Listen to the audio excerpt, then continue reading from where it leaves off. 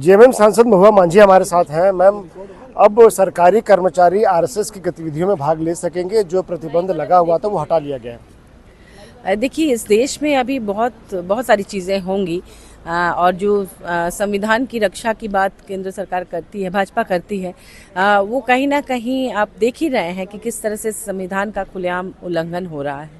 क्या संविधान में इस बात का प्रावधान है, कहीं लिखा हुआ है? इसके बावजूद अगर इस तरह से किया जा रहा है तो आप समझ सकते हैं कि धर्म की राजनीति करने वाली और पार्टी विशेष की राजनीति करने वाली भाजपा को आने वाले दिनों में जनता सबक सिखाएगी। लेकिन इसमें आपत्ति क्यों है? अगर आरएसएस की गतिविधियों में सरकारी कर्मचारी भाग लेते हैं तो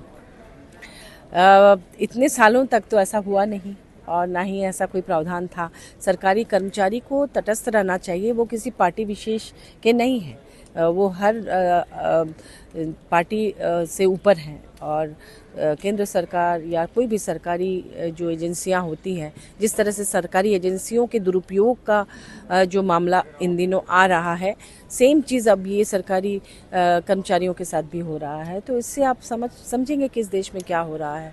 संविधान, मुझे नहीं लगता कि हम लोग जो आरोप लगा रहे थे कि संविधान की रक्षा होनी चाहिए और केंद्र सरकार कह रही थी कि नहीं, संविधान के हित में हम लोग काम कर रहे हैं, भाजपा कह रही थी, लेकिन अब नहीं लगता। कांवड़ यात्रा के रूट पे जो ये कहा गया है, आदेश दिया गया कि जो पहचान अपनी दिखानी पड़ेगी, प्रदर्शित करना पड़ेगा, जितने भी ठेले होटल मालिक हैं, ढाबे हैं, उनको। देखिए, हमारे देश में जो एक गंगा जमुनी तहजीब रही है, सभी लोग मिलकर जो आर्थिक सामाजिक संरचना जिन्होंने बनाया है, उसको तोड़ने की ये कोशिश है।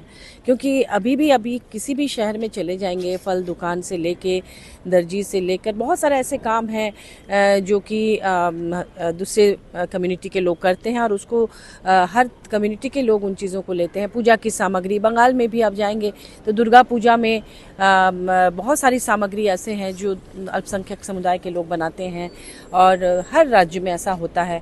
छठ में जो फल चढ़ता है पूजा में, पवित्र छठ में, उसमें भी दूसरे कम्युनिटी के लोग उसे बेचते हैं और ऐसे बहुत सारे काम करते हैं। लेकिन अगर इस तरह से नई चीज़ें लाई जा रही हैं तो कहीं ना कहीं ये फिर से जनता को आपस में बांट कर लड़ाने की साजिश है। शुक्रिया हमसे बात करने के लिए। आनंद प्रकाश पांडे, TV9 भारतवर्ष।